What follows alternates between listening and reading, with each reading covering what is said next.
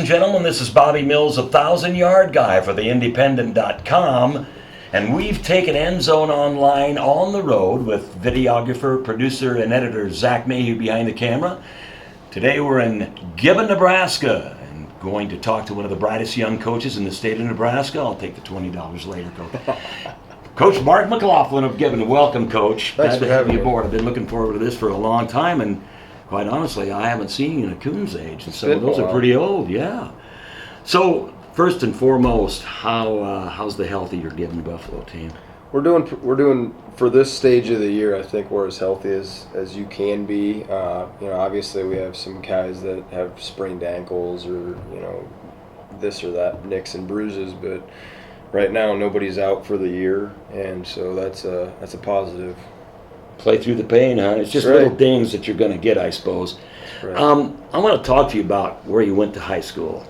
And why don't you tell the people, I don't know how many people know where Mark went to school, but I think he had one of the greatest teachers that ever lived and is still coaching to this day. So tell them all about Elkhorn. Yep. I went to school at Elkhorn High School and played for Coach Wortman and Coach Backus. And obviously there were several other coaches. Our defensive coordinator was Coach Bill Cole. Those three guys they had a massive influence on me and my career path. Coach Wortman, like you said, I don't think there's anyone better than him, and I know that the wins say that, but if you go beyond the wins, he's phenomenal. Their program goes from Class B to Class A, and he takes them to 2 straight semifinals as the smallest Class A team, and that just shows that what he teaches works, both on the field and off the field. So playing for Coach Wortman was awesome, and taught me a lot about how to build a program and sustain a program. And so when we came out to Gibbon, I tried to implement some of the things that he taught me, and the X's and O's are a lot different in terms of Gibbon and Elkhorn, but I think the culture of the program and the foundation of the program are pretty similar. He's a great, and I think the guy's just such a great teacher, and his passion for the game, you can just see it on the sidelines. Yeah. Every coach is different, but he displays it. And who's the guy that takes the snaps before the game? Coach Backus. Yeah, this guy Zach will take the snap, and I think he hands off, and then he carries out the fake 20 or 30 yards down the field, comes back and does it again and again and again. And guys like that, you can just look at that and know that everybody's into that thing, that coaching thing, and the kids are all into it at Elkhorn. I was sold on Wortman, Coach Wortman, when I went to a Columbus game and other games, and where he alternated offenses, 2 completely different offenses each series, and I'm going, dude, this class. One was in Columbus, I just couldn't believe it, and they didn't seem to drop off any. I think I was probably a junior that year. Columbus, we would have been seniors then. Columbus went to the semifinals. Oh yeah. 1 year, and we went out to Columbus and just thumped them. Yep. And like you said, it's the alternating offenses. The only 2 players that stay are the center and the quarterback. Other than that, it's 9 new guys out there. And the reason he does that is because all of the players play both ways. So if he can get them out for a series on offense, then by the 3rd, 4th quarter, they're not as tired as the other team. And sure enough, when you watch Elkhorn games, they wear people out, and I think that's a big part of it. Yeah, they do. I had a guy with me that day, and he said, "You got to be kidding me! This guy can't do that." And I said, "Oh yeah, he can." And that was that Columbus team that was so good, and the score. I think people couldn't believe that either. But Mark, would you say that Coach Wortman is your main influence? Absolutely. Coach Wortman has been my number one influence, my number one mentor, and we don't talk all the time, but I go down and check out an Elkhorn game every year, and usually it's in the playoffs. So I'll visit with him afterwards. And what amazes me about him is when I see him a year later, he can tell me what Gibbon's record was. He knows who we played the night before or who knocked us out of the playoffs, and that stuff has always mattered to me, the attention to detail that he had. And as an example, I wasn't a very good high school football player. I was maybe the third string quarterback. But what I loved about Coach Wortman is he still made everybody feel valuable on the team. And I remember vividly, we're done with the practice, and it was right before our first game of the year, and Coach Wortman had us all in, and he said, guys, I don't know if Mark McLaughlin's going to start this year.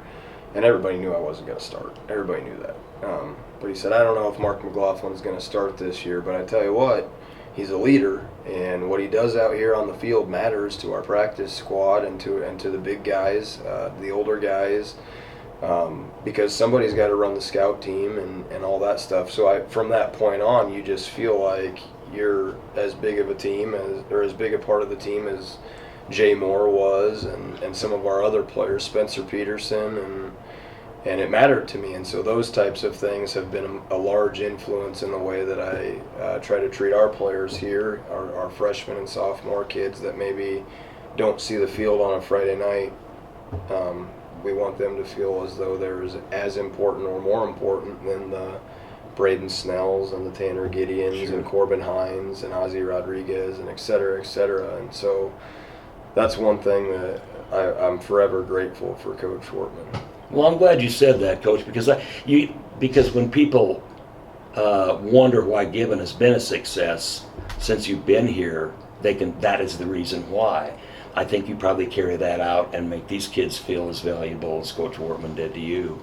So, has any of his offensive and defensive schemes carried over to your coaching? I mean, I'm sure it's not a carbon copy.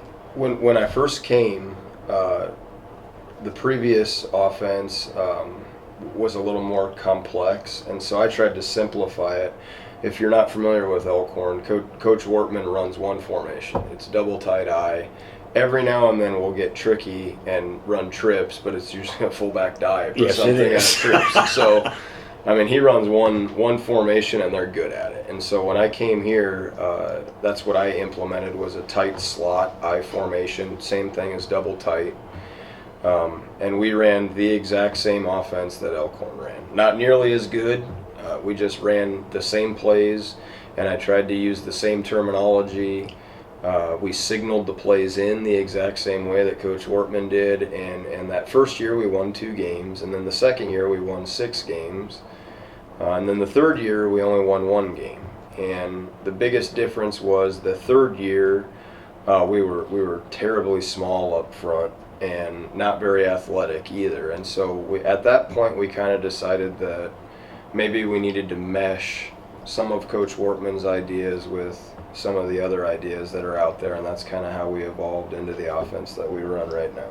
I think there's a turning point sometimes when your personnel dictates that. Yeah. I know that, like That's Coach exactly. Ron Mimick at David City Aquinas, they're gonna run a double wing formation, and there's never big guys. That it's always the same size of guys, rarely over 200 pounders. And in the line, and I can't. It's really difficult for me to figure out how he can keep running that type of offense unless they grind it in at a younger age. Because at some point, like Jeff Tomlin did at Grand Island Senior High, in Class A, you've got to abandon that to some extent because it takes too much time in the backfield for the plays to develop. And in Class A, they're just too quick. So I was going to ask a question, but I'll save that for later about, we'll go on with this. I'll save that for the end. You've got a team coming in from the western part of the state Friday night in Bridgeport, and I think you've had I would say it's a luxury to have played them before. The long trip probably wasn't the greatest, or maybe it is. A lot of coaches look at as bonding time for their kids, but kind of a team is Bridgeport. They're pretty solid. Rated for the first time. You're what, number 5 in the world, Errol? Is that the loftiest rating you've had? Somewhere up there. Yeah, we're up there. Yeah. And kind of what we told our kids is, if you like being rated, you better not think about being rated. That's right exactly now. right. And, Yep. and what I mean by that is, if last year, in fact, I think we were on number 10 or something like that, and 0-2 Cambridge came in and just destroyed us here on our home field. And so what I think we learned that records and ratings literally mean nothing, and you hear that all the time, and it's cliche, but it's fact. Records and ratings don't mean anything, and what I had told the kids the other day is, Bridgeport might be number 10, but how often do you think Mr. Pospisil or Mrs. Hambleton at the Journal-Star or World Herald see Bridgeport? Never. No, so that's a guess. They have no idea what Bridgeport is like, and that's not a disrespect to them. That's just their resources don't allow them to see Bridgeport. And in my opinion, I think Bridgeport's a for sure playoff team, and I think they're probably the favorites out in that Western District. Them and St. Pat's. So they're huge up front. They're 326 pounds, 316 pounds, 270 pounds, 250 pounds. Their running backs 200 pounds. Their tight ends 240 pounds, 6'5". They've got 8 kids that are above 6 feet on their offense, and their average player of the 11, not their offensive line, all 11. If you average out the total weight, it's 197. So you're talking 200-pound kids, 6 feet across the board. And so that catches your eye. And then finally, they've got one of the finest running games in all of C2. They have a preseason All-State running back, which you're familiar with, Mr. Pankowski, and he is worth every piece of writing he's received. And then they have a fullback that's gone for 500 yards on the ground in 50 carries, so he's averaging 10 yards a pop. And to me, the most impressive piece of their offense is their quarterback's decision-making in their veer option game. He makes the right choice 95% of the time, and once he decides he's keeping it, he's gone. He's fast. So we'll have our hands full. And that's going to be one of the premier matchups in the state in Class C2 or any class for that matter. What tickled me a little bit was is it the center that's the big kid, 6'7", 326? He's a rodeo guy. Yeah. And he did calf roper, I think, and I'd like to see the size of his horse. Yeah. I think Mother just says, well, we'll order a quarter of beef for this lad this week and then keep doing it every week. But they are big out there, but as we spoke about before, sometimes technique can overcome that, but it's going to be a great matchup. So if you don't have anything to do Friday night, it's going to be always a great atmosphere out here. Last year you brought one of the most famous coaches in the world here, and that was a great deal. So it's always a good time at Gibbon. How many people that Mark or that missed? I'm going to call him Coach Wortman. How many coaches has he produced out of the players? Do you know right now, other than yourself? I don't. My friends and I had a discussion about this a while ago, and I'm not aware of any football coaches. There are several other sports. In fact, in my little circle of friends from high school, there's 3 of us that are head coaches. 3 of us that are in coaching. There's a head basketball coach, an assistant basketball coach, and myself. And all of us say over and over and over, without Coach Wortman, there's no way we go into it. There you go. Can you tell me, sometimes you look at the head coach, and wonder what part of the football game he handles. So you coach what? I'm the defensive coordinator here, and I really enjoy that. And how about your other staff? Coach Montgomery, he was the head coach before me. Here from I think 2001 or something to 2000 to 2007, somewhere in there. And he was actually outside of Eli Van Meter. Montgomery was the last 1,000-yard rusher from Gibbon. Yep. And so he's our AD, and he was the head coach before me, and he's actually on staff now as the offensive coordinator. This is his first year back. I didn't think he was there before. No. That's a very cool thing. This guy's a knowledgeable football guy. I'm very fortunate to have him back. Wow, what a great year for that to happen. Yeah, and we have an offensive line coach named Steve Bristol that played at UNK and Northwestern College, and so he's been instrumental in implementing our zone schemes up front. And then we have a kid that played for me in 2009 named Jackson Kenton that's on staff. Cool. And he's kind of the head JV coach, more of a defensive guy than an offensive guy. So really, Bristol and Montgomery handle the offense. Jackson and I handle the defense, and then I handle the special teams. And then we have a conditioning coach named Matt Taha that's been a part of our program since I came in 2008. And he's in the service, so he's been gone here or there. And he volunteered to give up his paid spot so he could just be a volunteer. And he's here every day. He opens the weight room, and he runs our kids into the ground, but they love it because in the fourth quarter they literally come off the field in the fourth quarter and shake his hand.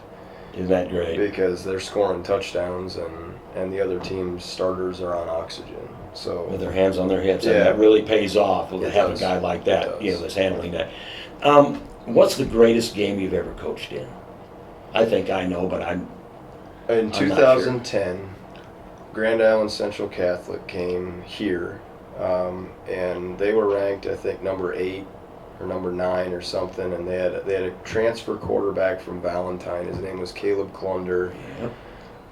Riley Shoemaker, I think, was a sophomore. He was their running back, and they took the first drive of the game, went right down the field and scored just like that. And it's 6 or 7 to nothing, and we're thinking, boy, we're in for a long night. And they kicked off to us, and we got a block in the back penalty, so we start the drive on the 12-yard line, and we get 3 plays, and we're on the 9, or 3 plays and 9 yards, and so it's 4th down and 1 from the 21, and we went for it, and we converted.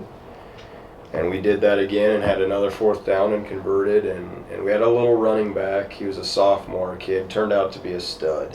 His name was Eli Van Meter. He carried the ball 48 times that night for 185 yards. Never had a big run, just hammered it between the tackles over and over and over. And we ended up winning 21-14 or 21-10 or something like that. And that was the most exciting game that we've played in, I think, because it kind of put us on the map. It kind of validated everything that the kids had done in the summertime. And we were huge up front, and that was big, but it was just over and over and over and over and over. 3 plays, or 3 yards, 2 yards, 4 yards, 3 yards, over and over and over, and it was that exact feeling I just talked about. The fourth quarter, our kids come off the field and they're smiling, and the other team was just gassed. Well, I figured that was the one you were going to say, because that's the one where I thought. And finally, are you glad Gibbon is Class C2 this year? I am. What kind of a difference is there in C1 and Well, C2? You know, the numbers difference, you won't see it on paper, but every time you guys have gone up to C1, it always seems like you go into the playoffs and draw Norfolk Catholic or somebody like that. And you competed it last time, I think. You played Catholic, but how much of a difference is there that you can see? Or I think the cream of the crop in C1 is almost identical to the cream of the crop in C2. And again, no disrespect to C1. David City Aquinas could play with anyone in C1. They could. And they proved that. They did that with SCOTUS the other night. Yep. Battle Creek. And some of these teams that have been a couple years ago, Doniphan, Trumbull, they could have played with Bergen could have. Yeah, Fremont, Bergen. So I think the top of each class I don't think there's much difference. I think maybe there's a few more teams like that in C1 than there is C2. Right now there's maybe 3 or 4 teams that come to mind in C2 that I think could run the table. I think in I've C1. thought of 4, yeah, right. And the middle of C1 and C2 is where I find the biggest difference. Is, in C1, the list of quality teams goes on and on and on. Yes. And it seems like in C2 you have 3 or 4 teams that are dominant, and then maybe eight or so teams that are pretty good teams might steal a game in a playoff atmosphere, and then beyond that, it just seems like it drops off sooner than it does in C1. Why? I could never figure that out. And they always said Class C2 is the red-haired stepchild of high school football, and it isn't. But I never understood the drop-off. But it's there. You are in Class C2 and in the upper echelon right now. So we're wishing you and your Gibbon Buffaloes tremendous success in the upcoming playoffs, and everything seems like it's just going so smooth right now. Stats are spread out. You gotta like what you see, or maybe you don't. Maybe that's why the team is always going forward. But it looks so good on paper, like everything is just going great. It is. There's a ton of stuff to fix. When we watched our film from Cambridge, there's mistakes that are made that are at this point of the year inexcusable. Miscommunications up front, and those have to get fixed immediately. But I agree, the ball distribution has been nice. Carries are split right now between 3-4 kids. We've got several kids catch passes. Yep. And our defense, the tackles are distributed, and so I'm pleased with the overall balance that we've had on both sides, and that's something that we absolutely have to keep going with. Makes you a lot tougher to stop. Well, that's great. And in closing, I don't know how in the world that you went to Cambridge, is that correct? How do you beat Cambridge 71-0 on that hallowed ground down there? I dug and dug and dug and dug and couldn't find any score of that nature. I don't know if they're up or down this year, but that's incredible. In the Danny Keyser days, it would have been impossible. That alone, and I don't know if the kids, if it means anything to them, but an old guy like me, that score just shocked me. The score was a little bit unfortunate. We got out of the gate early. We got out 22-0 in the first quarter, and we were playing great. And then in the second quarter, Cambridge turned it over a few times, and so we scored 29 more. So it was 51-0 at halftime, and we subbed everybody out in the second half, and we have a pretty good JV running back, sophomore kid that runs really hard, and I think he ran for like 95 yards in the second half and scored 2 touchdowns, and so I think it was a combination of things. Number one, Cambridge beat us last year, and had that not happened, we're playing at home in the playoffs. But Cambridge beat us, so we end up at Aquinas, and our kids were not very happy about that, and so I think that was part of it. They wanted to take that out on Cambridge, and another thing I think that contributed is Gibbon has never beaten Cambridge ever. Yeah. That was the first time Gibbon's beaten Cambridge in school history. So those two things I think kind of mentally helped us, and then finally there was a little bit of drama down in Cambridge that some of their kids were experiencing, and I think the emotions of that were difficult on the whole team. Yeah, well, it was a great showing anyway, but it's been a pleasure. Thanks a lot. Take a look at this face, ladies and gentlemen. You might see him on the floor of Memorial Stadium in Lincoln. You never know, but we wish you the best of luck. So, appreciate it. Zach Mayhew behind the camera, Coach Mark McLaughlin, this is Bobby Mills. We'll see you next time on End Zone Online.